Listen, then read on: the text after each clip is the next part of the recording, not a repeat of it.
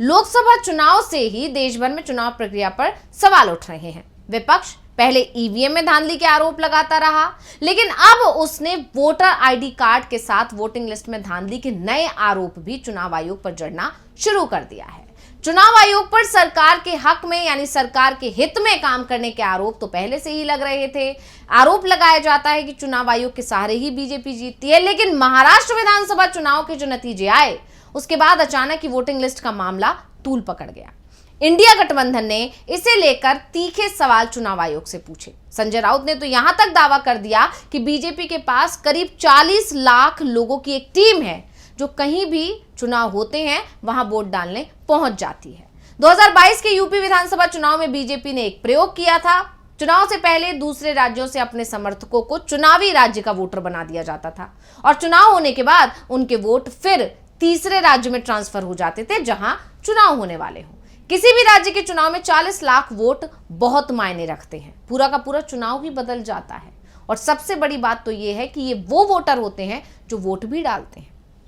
इस बीच पश्चिम बंगाल से नए आरोप सामने आए जिसमें यह कहा गया था कि हर वोटर कार्ड का जो एपिक नंबर होता है वो यूनिक होता है, लेकिन पश्चिम बंगाल सरकार ने नई चीजें निकालकर सामने रखी। टीएमसी ने एक बड़ा खुलासा किया और पश्चिम बंगाल में जो वोटर का एपिक नंबर था उसी नंबर के कार्ड गुजरात में भी जारी कर दिए गए। सवाल उठे कि क्या गुजरात के लोग पश्चिम बंगाल में भी वोट डालेंगे?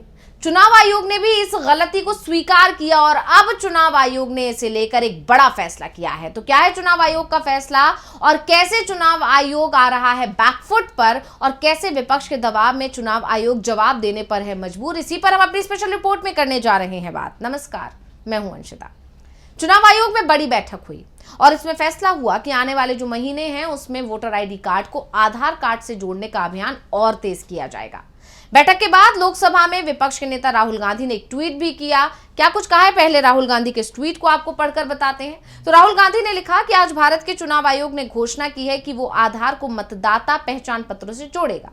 कांग्रेस और इंडिया गठबंधन लगातार मतदाता सूचियों के मुद्दे उठाते रहे हैं, जिसमें असामान्य रूप से ज्यादा संख्या में नाम जोड़ना, अप्रत्याशित रूप से हटाना और डुप्लीकेट मतदाता पहचान पत्र संख्याएं शामिल हैं, यानी कि एपिक नंबर शामिल है। हालांकि आधार डुप्लीकेट मतदाता पहचान पत्र संख्याओं को संबोधित कर सकता है, लेकिन सबसे गरीब और सबसे हाशिए पर पड़े लोगों को लिंकिंग प्रक्रिया में कठिनाइयों का सामना करना पड़ सकता है और ईसीआई को यह सुनिश्चित करना चाहिए कि कोई भी भारतीय अपने वोट से वंचित ना रहे और गोपनीयता संबंधी चिंताओं का समाधान करना चाहिए।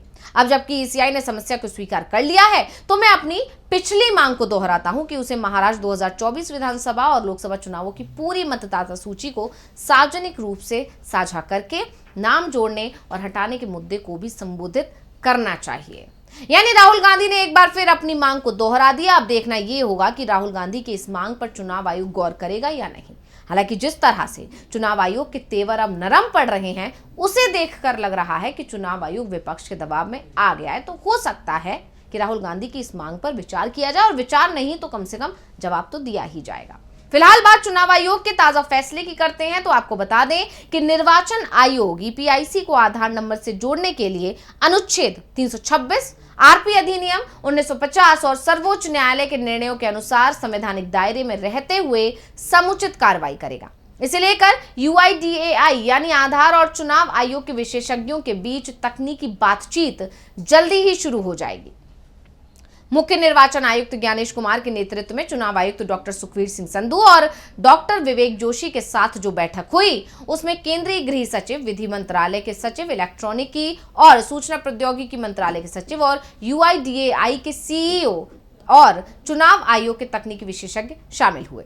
भारतीय संविधान के अनुच्छेद 326 के अनुसार मताधिकार केवल भारत के नागरिक को ही दिया जा सकता है, जबकि आधार कार्ड केवल व्यक्ति की पहचान स्थापित करता है। इसलिए यह निर्णय लिया गया कि ईपीआईसी को आधार से जोड़ने का काम केवल संविधान के अनुच्छेद 326 जनप्रतिनिधित्व अधिनियम 1950 की धारा 23(4), 23(5) और 23(6) के प्रावधानों के अनुसार और डब्ल्यूपी सिविल संख्या 177/2023 में सर्वोच्च न्यायालय के निर्णय के अनुसार किया जाएगा।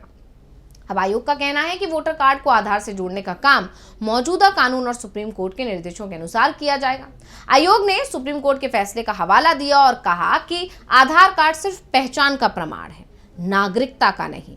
इसलिए आधार से लिंक करने की जो प्रक्रिया है वो ही सुनिश्चित करेगी कि सिर्फ भारतीय नागरिक ही मतदाता सूची में दर्ज हो, ना कि कोई और। आयोग ने यह भी कहा कि संविधान के अनुसार मतदान का जो अधिकार है वो केवल भारतीय नागरिकों को ही मिल सकता है, किसी दूसरे देश के नहीं। आधार सिर्फ व्यक्ति की पहचान साबित करता है, उसकी नागरिकता नहीं। इसलिए इस प्रक्रिया को कानूनी दायरे में रखा जाएगा और सुप्रीम कोर्ट के सिविल के फैसले के अनुरूप इसे आगे बढ़ाया जाएगा।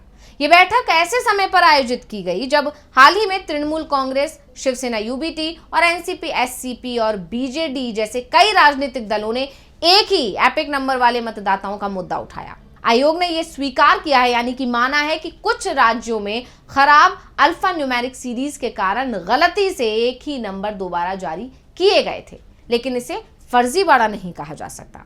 अब इस मुद्दे का ठोस समाधान निकालने के लिए आयोग ने सक्रिय कदम उठाए हैं। वैसे इससे पहले 2015 में भी ऐसी ही एक कोशिश हो चुकी है, लेकिन सुप्रीम कोर्ट ने आदेश दिया, उसके बाद इसे रोक दिया गया था।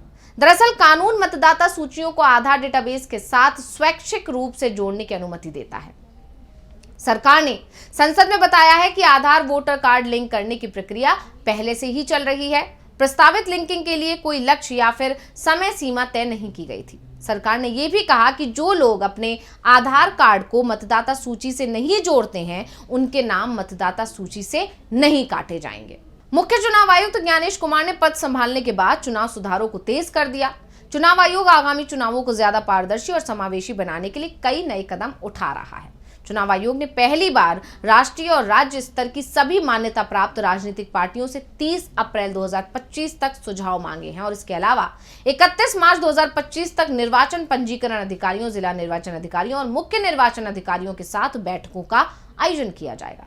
इन बैठकों में राजनीतिक दलों की चिंताओं और सुझावों पर विचार किया जाएगा, जिससे चुनाव प्रक्रिया में विश्वास और पारदर्शिता बनी रहे। आपको बता दें कि वोटर आईडी को आधार से लिंक करने का कोशिश जो है वो चुनाव आयोग पहले भी कर चुका है। चुनाव आयोग ने मार्च 2015 से अगस्त 2015 तक राष्ट्रीय मतदाता सूची शुद्धिकरण कार्यक्रम चलाया था। उस समय चुनाव आयोग ने 30 करोड़ से ज्यादा वोटर आईडी को आधार से लिंक करने का प्रोसेस पूरा भी कर लिया था। ये प्रक्रिया सुप्रीम कोर्ट के आदेश के बाद रोक दी गई। दरअसल वोटर आईडी को आधार से लिंक करने की प्रक्रिया के दौरान आंध्र प्रदेश और तेलंगाना के करीब 55 लाख लोगों के नाम वोटर डेटाबेस से हट गए थे। इसी को लेकर आधार की संवैधानिकता को लेकर मामला सुप्रीम कोर्ट पहुंचा था, जिसके बाद सुप्रीम कोर्ट ने चुनाव आयोग को वोटर आईडी और आधार को लिंक करने से रोक दिया था। 26 सितंबर 2018 को आधार को लेकर दिए अपने फैसले में सुप्रीम कोर्ट ने साफ किया था कि राज्य सब्सिडी और कल्याणकारी योजनाओं के अलावा आधार को किसी भी सेवा के लिए अनिवार्य नहीं बनाया जा सकता। और अब जब एक बार फिर से चुनाव आयोग की तरफ से आधार और वोटर कार्ड को लिंक करने की बात कही जा रही है, तो ये भी साफ है कि ये मामला एक बार फिर से सुप्रीम कोर्ट पहुंच सकता है। ऐसे में चुनाव आयोग के लिए ये प्रक्रिया आसान होने वाली भी नहीं है, यानी चुनाव आयोग जब पहले मना कर चुका है तो हो सकता है कि इस बार भी मना कर दे। हाँ, ये तभी संभव है अगर सरकार इसे लेकर कोई कानून संसद से पास करा दे, तो फिर चुनाव आयोग के लिए आधार को वोटर कार्ड से लिंक कराना आसान हो जाएगा। और इसकी संभावना भी नजर आ रही है, क्योंकि पिछले दिनों सुप्रीम कोर्ट के कई फैसले बदले गए हैं। लेकिन इस मुद्दे पर सरकार को विपक्ष का भी साथ चाहिए होगा, क्योंकि मामला चुनाव प्रक्रिया की पारदर्शिता के साथ ही लोगों की निजता से भी जुड़ा हुआ है। ऐसे में चुनाव आयोग के इस फैसले का कितना असर पड़ेगा और क्या सुप्रीम कोर्ट एक बार फिर से आयोग के फैसले पर रोक लगा देगा? वैसे अभी आयोग की तरफ से सिर्फ विचार करने की बात कही गई है। ऐसे में आगे आयोग क्या कदम उठाएगा, इस पर बहुत कुछ निर्भर करेगा कि सुप्रीम कोर्ट की इस मामले में एंट्री होगी या नहीं होगी। तो रिपोर्ट आपको कैसी लगी हमें कमेंट करके अपनी राय जरूर दीजिएगा। इसी के साथ मुझे दीजिए इजाजत। देखते रहिए डीवी लाइव। नमस्कार।